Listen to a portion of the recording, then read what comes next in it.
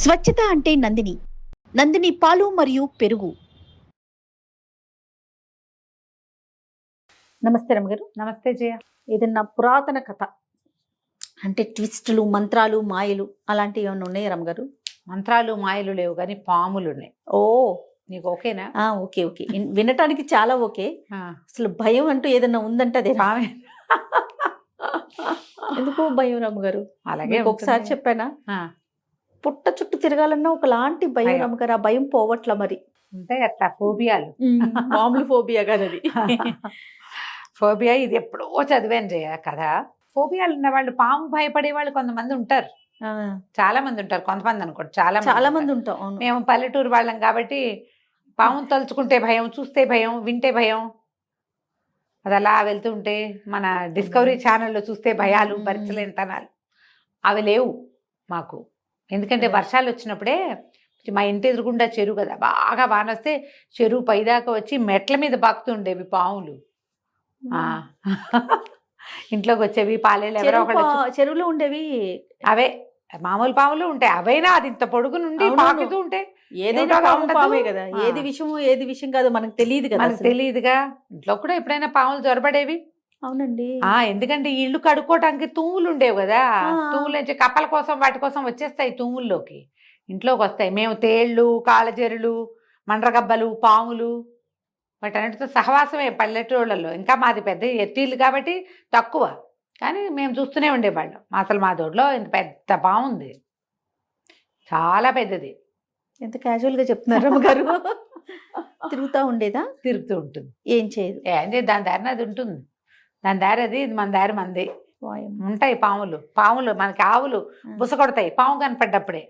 అవి అది గట్టిగా ఒక రంకేస్తాయి, ఎడ్లు రంకేస్తాయి పాము కనిపించినప్పుడు బెదురుకన్నమాట. ఆవుల్ని ఏమైనా చేస్తాయండి ఇవి? అప్పుడప్పుడు గొడ్లని వాటిని కాటేస్తాయి జయ. చాలా తక్కువ కదా, కానీ కాటేస్తాయి. ఆవు దోడిని కాటేసింది, గేదె దోడిని కాటేసింది, గేదెని కాటేందుకుంది పాము. ఆ దారిలో అవి పడుకున్నప్పుడు, లేచినప్పుడు వాటికి తగిలితేనో ఉంటాయి. పాము గరిచిందని వచ్చేవాళ్ళు అయ్యే అట్లా. నా భయానికి తోడు ఎప్పుడన్నా ఏదైనా వీడియోస్ చూస్తున్నాను అనుకోండి, ఇవే కనిపిస్తాయి అమ్మగారు. ఎలాగో తెలుసా, వాష్రూమ్ లోపలికి వచ్చేసినట్టు, లాబరేటరీ లోపల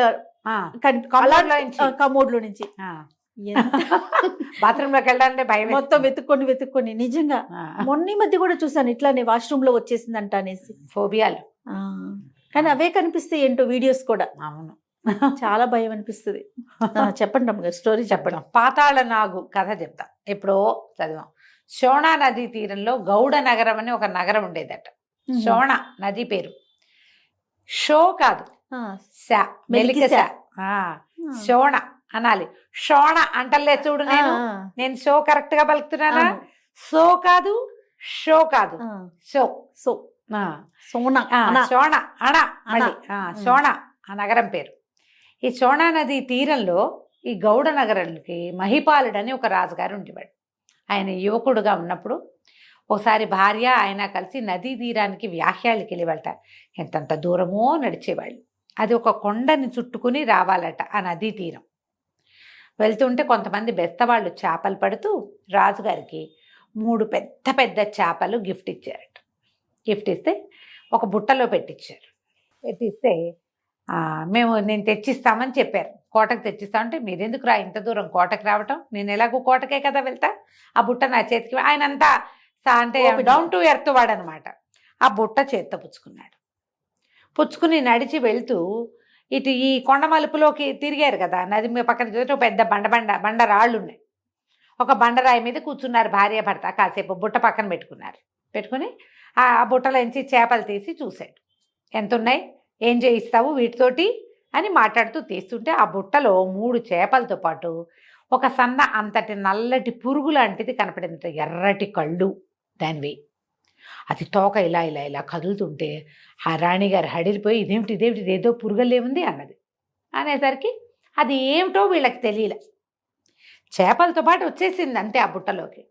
ఈయన ఏం చేశాడు, వీళ్ళు కూర్చున్న బండకి కొంచెం అవతలగా ఒక పాడుబడిన బావి ఉందట.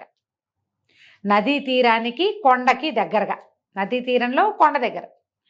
ఈ పురుగుని ఇట్లా తోక పట్టి తీసి ఆ బావిలోకి ఇలా పడేసాడు.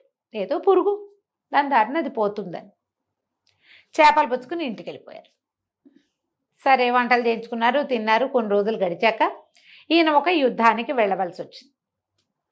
వెళ్ళాల్సి వచ్చేసరికల్లా సరే ఈయన యుద్ధానికి బయలుదేరాడు. సంవత్సరం పట్టిందట ఆయన వెనక్కి రావడానికి. ఏడాది అయ్యి ఆయన వస్తుంటే తన నగరం బయటంతా పాడుపడిపోయినట్టు, కాలిపోయినట్టు, చెట్లన్నీ కాలిపోయినాయి. ఆ నగరం బయట, నగరం వెలుపలే ఉండే చిన్న చిన్న గ్రామాలన్నీ మసిబారిపోయినట్టు అట్లా కనపడ్డం మొదలుపెట్టి, ఏంటి ఇదంతా ఇట్లా ఉంది, ఒక ఏడాది నేను లేకపోతే ఇదంతా ఇలా అయిపోయిందా అనుకొని వెళ్ళాడు. కోటకి వెళ్ళేసరికల్లా మన నగరం బయటంతా అట్లా ఎందుకుందంటే మీ వల్లే అదంతా అట్లా అయింది. నేను ఆ రోజే చెప్పాను, ఆ పురుగునేమో అందులో పడేశారు. అది పురుగు కాదు, పాతాళ నాగు. వాళ్ళ ఇంతే ఇది నలిపేస్తే చచ్చిపోయేది. ఇంత పెద్దది అయిపోయింది ఇది. దానికి వెర్రి ఆకలి, పాతాళానికి వెళ్ళే దారి తెలీదు. అది ఇక్కడే ఉంది. అది ఆకలేసి ఊళ్ళ మీదకి వచ్చేస్తుంది. అది నోరు తెరిచి బుస కొట్టిందంటే మంటలు వస్తాయి.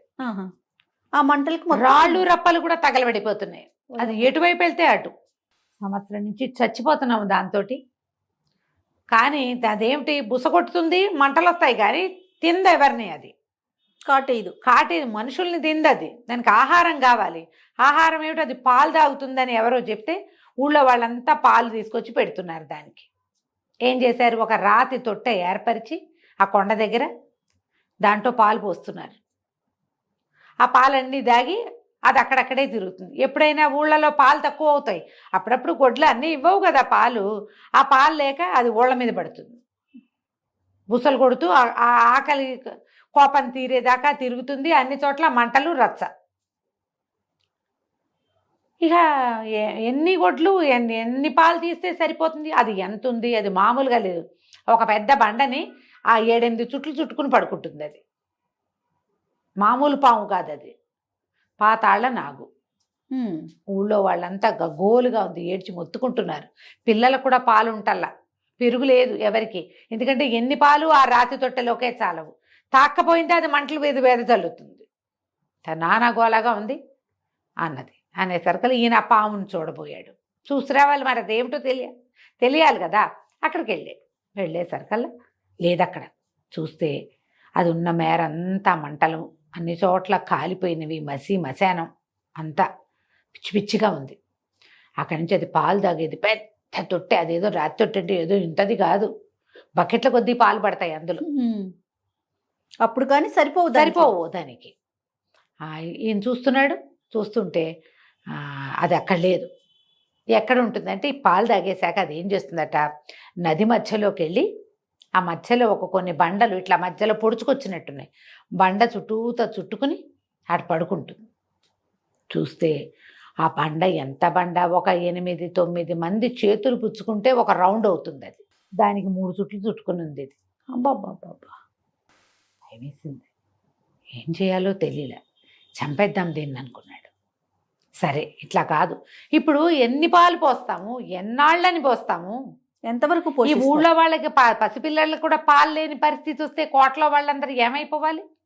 పాలు లేకపోవడంతో పెరుగు లేదు, నెయ్యి లేదు, మిగలేదు, వెనలేదు. ఎంత కరువు, ఎన్ని గొడ్లని పెంచితే దీనికి పోస్తావు. అంతే. పైగా ఇది ఏడాది వయసే దీనికి. ఏడాదే కదా అయ్యింది. ఇంకా ముందు అప్పుడు ఎట్లా, ఏడాదికి ఇంత. ఇంకా ముందుకి ఏం చెయ్యాలి. దానికి పాతాళానికి వెళ్ళే దారేమో తెలీదు. అది ఇక్కడే పడుంది. ఆ బెస్తవాళ్ళు దాన్ని ఎక్కడి నుంచి తెచ్చారో వాళ్ళకి తెలీదు. సరే నేం చేశాడు, ఇంటికి వెళ్ళి ఆయన పెద్ద మహాఖడ్గం అంట, ఆ ఖడ్గాన్ని పట్టుకొచ్చేసరికల్లా సరే ఏం చేశాడు, మళ్ళీ వచ్చాడు. ఖడ్గం పట్టుకొని వస్తే తొట్టె నిండా పాలున్నాయి. అది పాలలో సగానికి పైగా దిగిపోయి పాలన్నీ పీలుస్తుంది. ఈయన ఏం చేశాడు, పరిగెత్తుకుంటూ వెళ్ళి, అది ఎట్టాగో తన వైపు చూడటల్లా. అది తన వైపు చూసిందంటే నోరు తెరిస్తే మంట వస్తుంది అందులో నుంచి, డ్రాగన్ లాగా. ఏ భాగం అయితే తొట్టెలోకి వెళ్ళిందో ఆ తొట్టె ఆనుకుని ఉంది కదా, అక్కడ కత్తి పెట్టి పెద్దగా బలంగా కొట్టాడు. మొక్క తెగిపోయింది పాము. ఈ తోక కింద పడిపోయింది. ఈ పాలు తాగుతున్న భాగం కూడా తల్లడిల్లిపోయి అది కూడా బయటకు వచ్చేసి అయిపోయింది అనుకున్నాడు ఈయన. ఈయన చూస్తూ ఉండగానే 2 ముక్కలు అటు ఇటు కదిలి చటుక్కున అతుక్కున్నాయి. పాము వెంటనే ఇంత ఎత్తున లేచి మంటలు రువ్వటం మొదలుపెట్టింది ఈయన మీదకి, మహిపాలుడి మీదకి. పరిగెత్తాడు. అప్పటిదాకా ఉన్న మంటలు వేరు, ఇప్పుడు వచ్చిన మంట ఇంకా పెద్దది. కోపం వచ్చేసింది దానికి. ఏం చేయాలో తెలియలే. చావు లేదు పాతాళ నాగుకి, దాన్ని చంపేసినా చావదది. ఏం చేస్తారు? ఇంకా ఊళ్ళో వాళ్ళని వీళ్ళని అందరినీ సలహాలు అడిగాడు. దీన్ని ఏం చెయ్యాలి, ఏం చెయ్యాలి. తప్పించుకున్నాడు. అప్పుడు పితే పారిపోయాడు. వచ్చేసాడు. కానీ ఆయనకి కళ్ళు తెరిచినా మూసినా నిద్రలో కూడా మంటలు రువ్వుతున్న పామే కనపడుతోంది. శక్తివంతుణ్ణి, నేను అంత పెద్ద యుద్ధం చేసిన వాడిని నేనేట ఉంటే ఇంకోటి మామూలు వాడు ఎవడైనా ఈ మంటలు రువ్వుతున్న పామును చూస్తే గుండె పగిలి చావడు. ప్రజలకు రక్షణ ఏది, వాళ్ళకి ఆహారం ఏది? ఈ పామును పోషించడమే సరిపోతే ఈ రాజ్యం ఎట్లా పోషణ అవుతుంది? బాగా ఆలోచించాడు. ఊళ్ళో ఒక పెద్ద మనిషి ఎవరో ఒక ఆయన మంచి ఐడియాలు ఇస్తాడని ఆయన దగ్గరికి వెళ్ళాడు. వెళ్తే ఈయన బాగా ఆలోచించి ఆయన ఏమన్నాడంటే, ఓ పని చేద్దాం, నువ్వు పాలు తాగుతూ ఉండగా దాన్ని కొట్టావు, అది 2 ముక్కలు అయింది, అతుక్కుంది. నువ్వు ఒక పని చెయ్యి, నీళ్లలో ఉండగా కొట్టి చూడు దాన్ని, నీ వల్ల అయితే. నీళ్లలో ఉండటం ఎట్లా? మంచి పూటు మీద ఉంది నది, పైనుంచి బాగా వర్షాకాలం బాగా నీరు వచ్చేస్తున్నప్పుడు గోదావరి అవి ఎట్లా ఉంటాయి? అవునవును, ఎంత ఎంత ఉధృతంగా ప్రవహిస్తూ ఉంటాయి. ఈ ఉధృతమైన నదిలో నిలబడ్డమే కష్టం, ఈ పామును కొట్టడం ఎట? పైగా అది ఇంత పెద్దది, ఇంత లావుది, అంటే మంటలు వస్తాయి దాని నోట్లో ఇంచి. నదిలో తప్పించుకునే దారి ఏది అసలు? ఇప్పుడు ఇక్కడన్నా అయితే కొంచెం లోపలికి కాస్త బయట ఉంది, అక్కడేమో చుట్లు అయ్యే. అది ఏం చేస్తాం? అయినా కూడా మరి ఏదో ఒకటి చేయాల్సింది, ఏదైతే అదవుతుంది. భార్యకి రాజు అప్పచెప్పేసాడు. వచ్చానా సాయంత్రం బతికొచ్చినట్టు లేకపోతే పోయినట్టు చూద్దాం అనుకున్నాడు. పాముకి పాలు పోసారు, తొట్టె నింపుతున్నారుగా. తొట్టెలు నింపే వాళ్ళని అదేమంది మాట్లాడకుండా కూర్చుంటుంది దాని దారిని, అది లోపల. వీళ్ళు పాలన్నీ నింపాక అది లేచి వస్తుంది బయటికి. ఆ మాత్రం అర్థం అవుతున్నాయి దానికి. తొట్టె నింపి పెట్టారు పొద్దునే, పాము వచ్చి పాలు తాగింది. ఇతను ఏం చేశాడు, తొట్టె నింపి పాము వచ్చే లోపల ఈయన గబగబా నది వైపుకి వెళ్ళిపోయి ఏ రాయి మీద అయితే అది చుట్టుకుని పడుకుంటుందో రోజు ఆ రాతి మీద నిలబడ్డాడు, కత్తిపుచ్చుకుని. రాతి మీదే నుంచున్నాడు, పైన రాతి మీద నుంచున్నాడు. ఈ సర్పం మొత్తం పాలన్నీ తాగి నది వైపుకి వచ్చింది. దానికి రాయిని సమీపిస్తుంటే తెలిసింది రాతి మీద ఒకడున్నాడు. వాడు మన్ని కొట్టిన వాడే, కానీ అది రోజువారీలాగా చెయ్యాల. రాజుకు ఒక్క క్షణం అయ్యాక అర్థమైంది, పాము అమిత వేగంతో తిరిగేస్తోంది, నీళ్లలో గిర గిర గిర గిర తిరిగేస్తోంది. అది ఎక్కడ చుట్టుకుందో దాని తలేదో తోకేదో తెలియలే ఈయనకి, అర్థం కాల, ఏం చేయాలో తెలియలే. ఆయన అటు ఇటు చూసినట్టు దాని తల ఎక్కడుందో తోక, అదంతా స్పీడ్గా తిరుగుతూ ఉంటే తలని కదా నరకాలి, ఎక్కడదో కొడతాడు. ఆయన ఆశ్చర్యపోయి చూస్తూనే ఉన్నాడు. ఇట్లా తల తిప్పుతున్నాడు. ఈ బ్యాడ్మింటన్ ఆడేటప్పుడు చూస్తారు కదా, అటు ఇటు తలకాయ తిప్పుతున్నాడు. ఉన్నట్టుండి ఇతనికి తెలిసింది తన కాలికి ఏదో చుట్టుకుని లాగేస్తోంది తన్ని.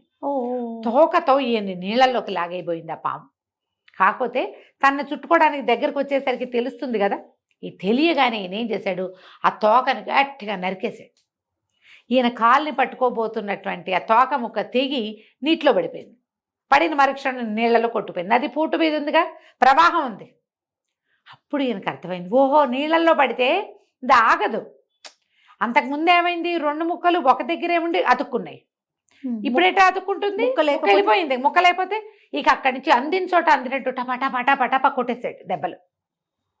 ఈ రాయిని చుట్టుకుని 3 చుట్లలో చుట్టుకుని ఉన్న ప్రతి చోట అతనికి అందిన చోటల్లా కొట్టాడు. అన్నీ ముక్కలుగా అయిపోయి ప్రవాహ వేగానికి కొట్టుకుని వెళ్ళిపోయింది పాము. విపరీతమైనగా అలసిపోయాడు, ఆ రాయి మీదే కూలబడ్డాడు. పాము ముక్కలన్నీ వెళ్ళిపోయినాయి నీళ్ళలోకి.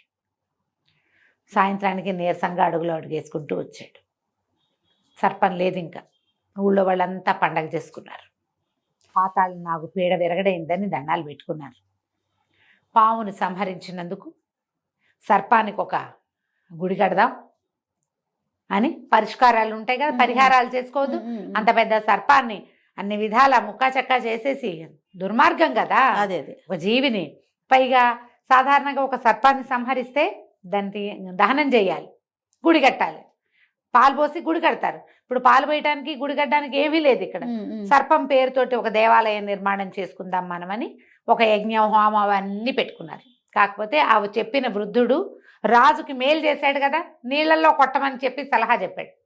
రాజుకే కాదు పాతాళ నాగు కూడా మేలు జరిగింది. ఎందుకంటే ఈ ముక్కలన్నీ నీళ్ళలో కొట్టుకుపోయినాయా, సముద్రంలోకి చేరినాయి. నదిలో నుంచి వెళ్ళి ఎక్కడికి వెళ్తాయి, సముద్రంలోకి. ఆ సముద్రంలో ముక్కలన్నీ కలిసి నాగు అయిపోయింది అది. ఆ పాతాళ నాగులు కొన్ని సముద్రంలోకి వచ్చి కొత్తగా వచ్చిన నాగును చూసి ఓహో వీడు మనవాడేనని పాతాళానికి తీసుకుపోయినాయట. సముద్రంలో నుంచి పాతాళంలోకి తన అసలు సొంత జీవితంలోకి ఆ సర్పం వెళ్ళిపోయింది. ఎలాగో పొరపాటున ఇలాగా సముద్రంలో నుంచి బయటకు వచ్చి వీళ్ళకి దొరికిందనమాట. అది పిల్లగా ఉన్నప్పుడు. వాటికి మరణం లేదట. ఆ వెళ్ళిపోయిన పాము చచ్చిపోయింది అనుకుని వీళ్ళకేం పాపం లేదు, కానీ వీళ్ళు అన్ని హోమాలు యజ్ఞాలు చేసుకుని పూజ చేసుకుని గుళ్ళో అవి కట్టుకుని పాము పేరుతోటి రోజు పాలు పోయటం అవి అలవాటు చేసుకున్నారు. వీళ్ళ అదృష్టం ఏంటంటే అది మంటలు వస్తాయి కానీ దాన్ని నోటించి అది తింటలా ఎవరిని తినకపోవడంతో ప్రజలు బతికారు. ఆ ప్రాంతం అంతా మెల్లిగా అన్ని బాగు చేసుకున్నారు. కథకంచికి మనం ఇంటికి. బాగుంది రమ్మ గారు, అంత భయంగా లేదు. నమస్తే అండి. నమస్తే.